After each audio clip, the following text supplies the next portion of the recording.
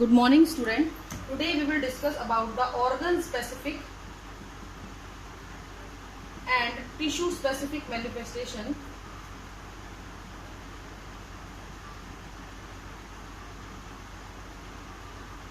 तो बेसिकली क्या होता है बेटा कि हमारे पास जितने भी पैथोजन हमारी बॉडी पे अटैक करते हैं वो हमारी बॉडी उसके लिए बहुत बड़ी है. लाइक आपकी जो ह्यूमन बॉडी की अगर हम लोग बात करें तो ह्यूमन बॉडी का जो एक्सपोजर है, ह्यूमन बॉडी काफी लार्ज है और इसका जो एक्सपोजर है वो काफी ज्यादा है to the pathogen. Exposure is large to pathogen. Pathogen के लिए जो इसका एक्सपोजर है वो भी काफी ज्यादा है. तो पैथोजन इतने बड़े अमाउंट में आपके पास बहुत तरीकों से हमारी बॉडी के अंदर आ सकते हैं. बहुत सारे ऐसे टिश्यू हैं, बहुत सारे ऐसे ऑर्गन हैं जिनमें पैथोजेनिक ऑर्गेनिज्म जा सकते हैं और उनमें ग्रोथ भी कर सकते हैं और वहां पर रह भी सकते हैं. तो इन सभी ऑर्गन तक जाने के लिए और इन सभी टिश्यूज तक जाने के लिए हर पैथोजन के पास एक पर्टिकुलर ऑर्गन होता है. कोई भी ऑर्गन के द्वारा वाया एन एंट्री पॉइंट होता है. An entry point towards a particular organ. ठीक है, अगर किसी भी ऑर्गन तक आपके पैथोजन ने एंट्री करनी है, देखो हर पैथोजन हर ऑर्गन के लिए नहीं बना है पहली बात. तो जिस भी ऑर्गन को पैथोजन जाके अटैक करेगा वहां के तक पहुंचने के लिए कोई ना कोई एंट्री पॉइंट आपकी बॉडी के ऊपर प्रेजेंट होता है जिसके द्वारा ये जो पैथोजन है वो इस एंट्री पॉइंट से आपके पर्टिकुलर ऑर्गन तक एंटर कर जाएगा. लाइक अब मैं इसका एग्जांपल आपको इस तरीके से दूंगी कि जैसे आपके कोई लंग्स का इन्फेक्शन अगर होना है, कोई लंग्स का इन्फेक्शन होना है तो अगर आप मुंह से कोई चीज खा रहे हो ना तो उसके चांसेस कम होते हैं. मुंह से अगर आपने कोई चीज इंजेस्ट करी है तो उसका लंग्स तक पहुंचना या उस इन्फेक्शन का लंग्स तक पहुंचना थोड़ा सा कम चांसेस होते हैं. लेकिन नोज के द्वारा, जैसे आप कोरोना में भी देख रहे होंगे ना, वो लोग बोलते हैं कि भाई मुंह और नाक दोनों को कवर करो, खाली नाक को कई लोग क्या करते हैं सिर्फ मुंह रख लेते हैं, नाक खुला रहता है, जबकि मेन अफेक्टेड एरिया नोज है. तो नोज को कवर करना बहुत जरूरी है. बिकॉज नोज जो होता है आपका, अगर मैं डायग्राम आपको बना के दिखाऊं तो नोज की एंट्री ही सीधा आपकी लंग्स तक जाती है. नोज से ही जो विंड पाइप है वो सीधा का सीधा जाके कहाँ पे जुड़ेगी, लंग्स तक जुड़ेगी. तो नाक जो है वो सीधा आपके लंग्स तक जुड़ा हुआ होता है. So we have to cover our nose. हमारे को अपने नाक को कवर करने की जरूरत है, ना कि मुंह से काम चलाना है. हालांकि मुंह से भी जा सकता है क्योंकि हम लोग गर्म पानी पीते रहते हैं, कुछ और चीजें गर्म चाय वाय पीते रहते हैं, तो मुंह का जो जर्म है वो इतना जल्दी लंग्स तक नहीं पहुंचता है. But if you inhale it from the nose, ये लंग्स तक डायरेक्टली इसका रास्ता होता है. तो इस तरीके से जितने भी बैक्टीरिया हैं, खासकर जैसे कोरोना वायरस तो आप देख ही रहे हो, इसके अलावा बैक्टीरिया ऑफ टीबी है, ठीक है, निमोनिया है, ये इसी तरीके से फैलते हैं. The entry point of the TB and the pneumonia is nose. तो इस तरीके से लंग्स तक कोई भी डिजीज पहुंच जाती है. अगर मैं बात करूं एक और डिजीज की, दैट इज जॉइंटिस. तो जॉइंटिस बेटा आपका स्टमक का एक डिजीज है. जॉइंटिस जिसको आप पीलिया भी बोलते हो. इस डिजीज का जो एंट्री पॉइंट होता है वो होता है आपका माउथ. तो अगर आपका माउथ जो होती है उसके द्वारा कोई भी जो ऑर्गेनिज्म है वो आपके अंदर आ गया है, वायरस अगर अंदर आ गया है तो वो डायरेक्टली आपको अफेक्ट करेगा. इसके अलावा टाइफाइड है, इसका भी एंट्री पॉइंट आपका माउथ होता है. अगर आप टाइफाइड का बैक्टीरिया बाई चांस आपके नाक में चला गया तो उसको कुछ नहीं होने वाला, वो कुछ नहीं करने वाला. लेकिन अगर टाइफाइड और जॉइंटिस का वायरस और बैक्टीरिया आपके पेट में चला गया, it will lead to the jaundice disease and it will lead to the typhoid disease. तो ये एक इंपॉर्टेंट चीज आपको ध्यान में रखनी पड़ती है. इसके अलावा एड्स की अगर हम बात करें तो एड्स जो होता है ना बेटा, ना तो वो मुंह से फैलता, ना वो नाक से फैलता, ना वो हाथ मिलाने से फैलता, ना वो गले मिलने से फैलता. तो अगर आप किसी भी एड्स के पेशेंट के साथ फिजिकल कांटेक्ट में आ जाते हो तो आपको कोई भी खतरा नहीं होता. साथ बैठ के खाना खाओ, उठो बैठो, एक दूसरे से आर्टिकल भाई को पेंसिल एक्सचेंज कर लिया, आदान प्रदान कर लिया, कुछ फर्क नहीं पड़ता. ये कब अफेक्ट करता है? Whenever you are in with the sexual contact. अगर आपके एड्स के पेशेंट के साथ सेक्सुअल कॉन्टेक्ट होता है या फिर एड्स का कोई पेशेंट है वो ब्लड डोनेट कर देता है और वो ब्लड किसी को और को चढ़ा दिया जाता है, या एड्स के पेशेंट की सिरिंज वगैरह या नीडल वगैरह या फिर उसका यूज किया हुआ ब्लेड, इसको कोई यूज कर लेता है दूसरा इंसान, तो एक्सपोजर हो सकता है. तो चांसेस बहुत ज्यादा होते हैं इसके फैलने के, सेक्सुअल कॉन्टेक्ट. तो हम लोग ये मानते हैं because we are talking about just the entry point from the body.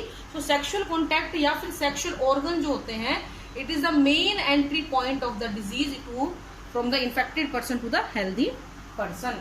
इसके अलावा जब भी सेक्सुअल इंटरकोर्स कोई भी ऑर्गेनिज्म करता है ना, तो HIV का जो वायरस होता है वो सेक्सुअल ऑर्गन्स की हेल्प से किसी दूसरे के अंदर एंटर कर जाता है। इसी तरीके से अगर हम मलेरिया की बात करें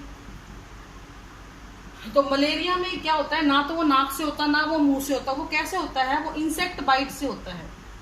जैसे ही कोई मच्छर आपको काटेगा तो वो मच्छर जो है आपकी स्किन को पंचर कर देगा, और स्किन को पंचर करने के बाद आपका खून को चूसता है। उसका काम आपको मलेरिया देना नहीं है, उसका काम था आपका खून चूसना। लेकिन कई बार क्या होता है, फॉर एग्जाम्पल ये एक्स पर्सन है जिसको बीमारी है मलेरिया, ये वाई पर्सन है। इस एक्स पर्सन का उसने खून चूसा, इसका खून चूसा तो उसके साथ बहुत सारे प्लाज्मोडियम आ गए, प्रोटोजोआ, और उसी मच्छर के द्वारा किसी हेल्दी पर्सन का खून चूसा गया।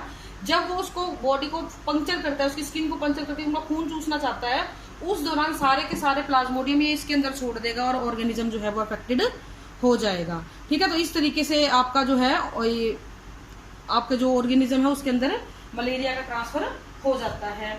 इसके अलावा अगर हम बात करते हैं ब्रेन फीवर की, अगर हम बात करें तो ब्रेन फीवर भी कुछ इसी तरीके से फैलता है। ब्रेन फीवर में भी क्या होता है बेटा, बेसिकली आपका जो वायरस है वो एंटर करेगा आपके ब्रेन के अंदर। ठीक है, और हेल्प कौन करेगा, मॉस्किटो। यहाँ पे भी मच्छर है वो उसको फैलाने के काम करता है। तो इस तरीके से बहुत सारे तरीके होते हैं जिनके द्वारा ऑर्गेनिज्म को फैला दिया जाता है।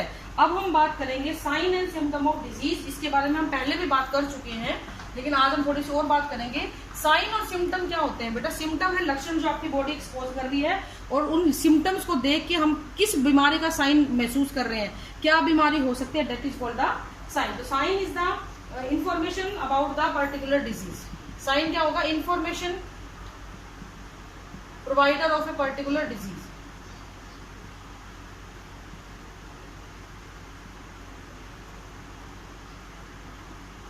ठीक है, किसी भी इंफॉर्मेशन प्रोवाइड होता है कि सिम्टम्स क्या होते हैं, जो बॉडी रिप्रेजेंट करती है, बॉडी जो अपने आप को दिखाती है वो उसके सिम्टम्स होते हैं। और इन्हीं सिम्टम्स को जज करके ही फिजिशियन आपको ब्लड टेस्ट के लिए बोलेगा, या नॉर्मल है तो वो कह देगा कि कोई जरूरत नहीं है, अब ब्लड टेस्ट होता है। कोरोना में ब्लड टेस्ट नहीं होता, कोरोना में जैसे आपका स्वैब लेते हैं, उसका सैंपल लिया जाता है नाक से और गले से। तो इस तरीके से अलग अलग तरीके से सैंपल लिए जाएंगे और उसको लेबोरेटरी में टेस्ट करवा के ये देखा जाएगा कि किस प्रकार की बीमारी है और किस प्रकार का ट्रीटमेंट उसको दिया जाना है। जैसे अगर आपको कोई ब्रेन के, अगर आपको लीवर का टारगेट हुआ है तो जॉइंटिस हो सकता है। अगर आपका लंग्स टारगेट हुए हैं तो ब्रेथलेसनेस, सांस आने में मुश्किल होना, कफ होना, इस तरीके की डिजीज हो सकती हैं। अगर आपका ब्रेन टारगेट हुआ है तो आपको चक्कर आएंगे, आपको दौरे फिट्स आ सकते हैं, वोमिटिंग हो सकती है, इस तरीके के सिम्टम आएंगे। तो ये अलग अलग सिम्टम्स के आधार पे हम लोग फिजिशियन जो होता है वो ये डिसाइड करता है कि किस प्रकार की जो बीमारी है वो एक ऑर्गेनिज्म को हुई है और किस प्रकार का ट्रीटमेंट अब उसको जरूरी है। अब एक चीज यहाँ पे आप देखना कि जब भी कोई पॉइंट ऑफ एंट्री होती है, किसी भी पैथोजन की एंट्री आपकी बॉडी में होती है, तो हमारी बॉडी के पास एक इम्यून सिस्टम होता है जो उससे पुरजोर लड़ने की कोशिश करता है। Stronger the immune system less vulnerable to the disease. आप जितने ज्यादा आपका इम्यून सिस्टम स्ट्रांग होगा उतना ही कम आपको कोई बीमारी घेरेगी, जितना ही कमजोर आपका इम्यून सिस्टम होगा उतनी ही बीमारियां आपको ज्यादा घेरेंगी। तो इस तरीके से इम्यूनिटी जो होती है वो आपकी अच्छी होनी जरूरी है। आपने सुना भी होगा, जैसे ही कोई पैथोजन अंदर जाएगा ना, इम्यून सिस्टम क्या करेगा, उसके खिलाफ एंटीबॉडी बनानी शुरू कर देता है, और जैसे जैसे एंटीबॉडी बनती रहती है वैसे वैसे आप ठीक होते रहते हो। कोरोना के केस की अगर हम बात करते हैं तो जिस पेशेंट को कोरोना हो जाता है उसकी बॉडी में एंटीबॉडी बन जाती हैं, फिर उसको दोबारा से जल्दी से कोरोना होने के चांस कम होते हैं। तो एंटीबॉडी का बनना जरूरी होता है। जिस इंसान में ये एंटीबॉडी जितनी ज्यादा रफ्तार से बनेगी वो उतनी ही जल्दी रिकवर हो जाएगा। जिसकी इम्यूनिटी वीक है वो जल्दी इफेक्ट होगा, उसको जल्दी नुकसान करेगा पैथोजन। जिसकी इम्यूनिटी स्ट्रांग है उसको पैथोजन जल्दी से नुकसान नहीं करेगा। तो बेसिकली इम्यून सिस्टम क्या करता है, जैसे ही पैथोजन आपकी बॉडी के अंदर आता है ना, बहुत सारी सेल्स को रिक्रूट कर देता है इनको मारने के लिए, कि आप इनको जाके मारो। पैथोजन को जाने को मारने के लिए काम करता है। और इस रिक्रूटमेंट की वजह से, इस रिक्रूटमेंट ऑफ सेल की वजह से एक आपकी बॉडी जो होती है एक रिस्पॉन्स देती है जिसको हम बोलते हैं इन्फ्लेमेशन। इन्फ्लेमेशन में क्या होगा, सूजन आ जाएगी, दर्द होगा या फिर बुखार आएगा। इनमें से कुछ भी आपको हो सकता है, सूजन आ जाएगी, दर्द होगा या बुखार होगा। तो इन्हीं तीनों, ये तीन तो लक्षण होते हैं ना, फिर हम ये बोलते हैं कि हाँ ठीक है भैया आपको कोई डिजीज हो गई है, ये सिम्टम्स आ जाते हैं। तो इसी तरीके से वायरस जो होता है वो आपकी इम्यून सिस्टम को डैमेज करने का काम करता है। और अगर आपको वायरस का अटैक हुआ है और आपकी इम्यूनिटी वीक है तो कोई छोटी से छोटी बीमारी भी बहुत बड़ा रूप धारण कर लेती है। जैसे कि अगर हम HIV की, एड्स की बात करें, HIV वायरस का नाम है ह्यूमन इम्यूनो वायरस, और इसका एड्स जो है इसका डिजीज है, एक्वायर्ड इम्यूनो डेफिशिएंसी सिंड्रोम। हम आगे भी कराएंगे इसके बारे में। इस बीमारी के अंदर क्या होता है, राई का पहाड़ बनता है। राई का पहाड़ समझते हो, कोई छोटी सी बात होती है उसको बढ़ा चढ़ा के चिल्ला के उसको बहुत बड़ा कर देना। तो इसी तरीके से यहाँ पे भी क्या होता है, अगर HIV वायरस आपकी बॉडी में एंटर कर जाता है तो उसकी वजह से एक छोटी से छोटी बीमारी भी विकराल रूप धारण कर लेती है, क्योंकि ये वायरस आपकी इम्यूनिटी को बहुत ही ज्यादा वीक कर देता है। आपको भगवान ने जो इम्यूनिटी दी होती है ना, ये सारी की सारी को वीक कर देता है। जैसे कि अगर आपको एक सिंपल कॉमन कोल्ड हुआ है ना, तो आपका 2-3 दिन में ठीक हो जाएगा, लेकिन अगर आपको एड्स है ना, तो ये कॉमन कोल्ड आपको निमोनिया कर देगा और आप कभी भी रिकवर नहीं हो पाओगे, और फाइनली शायद डेथ भी हो जाती है। अगर हम सीधा पेट दर्द की बात करें कि डायरिया, एक सिंपल आपको गट का इन्फेक्शन हुआ है ना, तो ये गट का इन्फेक्शन आपके ब्लडी स्टूल में, यानी आपको ब्लड विद स्टूल आएगा, स्टूल विद ब्लड आएगा, यानी आपको डायरिया विद ब्लड हो सकता है। तो इस तरीके से आपको मेजर इन्फेक्शन हो सकते हैं अलग अलग प्रकार की बीमारियों के। तो जो वायरस इम्यूनिटी को इफेक्ट करता है वो सबसे ज्यादा नुकसान करता है। अब कोरोना वायरस से लोग क्यों डर रहे हैं, वो इसीलिए डर रहे हैं क्योंकि कोरोना वायरस क्या करता है, आपकी इम्यूनिटी पे अटैक करता है सीधा, और इसीलिए ये बोला जाता है कि आप अपनी इम्यूनिटी को इम्प्रूव करो, and the reason for the improving of immunity is कि वो आपको ज्यादा इफेक्ट नहीं करेगा। ठीक है बेटा, and this is all for today. Thank you and have a nice day.